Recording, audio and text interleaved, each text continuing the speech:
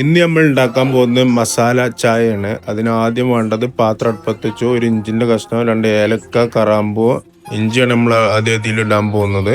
ഇഞ്ചി ഇട്ടു. ഇനി നമ്മൾ അടുത്തിടാൻ പോകുന്നത് ഏലക്കയാണ്. ഏലക്കയും പട്ടയും കറാമ്പൂവാടി ഇട്ടു. എന്നിട്ട് നന്നായിട്ടൊന്ന് ഇളക്കി കൊടുക്കണം. നന്നായിട്ടൊന്ന് മിക്സ് ചെയ്ത് ഇളക്കി ഒരു 2 ടീസ്പൂണ് നമ്മൾ ടീ പൗഡർ ഇട്ടു. നന്നായിട്ടൊന്ന് ഇളക്കി കൊടുക്കണം. നല്ലോ തിളക്കുന്നത്. അതിന് ശേഷം നമുക്ക് ഇനി അടുത്തത് മിൽക്കാണ് ആഡ് ചെയ്യാനുള്ളത്.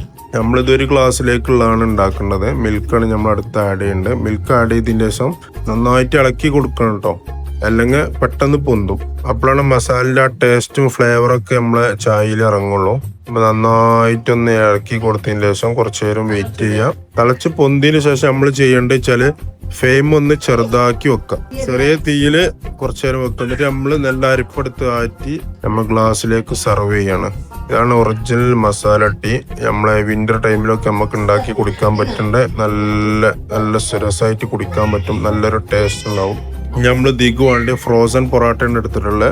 2 ഫ്രോസൺ പൊറോട്ട നമ്മൾ ചൂടാക്കി നല്ല ക്രിസ്പി ആക്കിയിട്ട് ചായയും ഫ്രോസൺ പൊറോട്ടയും പാടി നല്ല അടിപൊളി ടേസ്റ്റാണ്. അപ്പോൾ ചെങ്കാള ഒന്ന് ഉണ്ടാക്കി ട്രൈ ചെയ്ത് നോക്കിയോളൂ.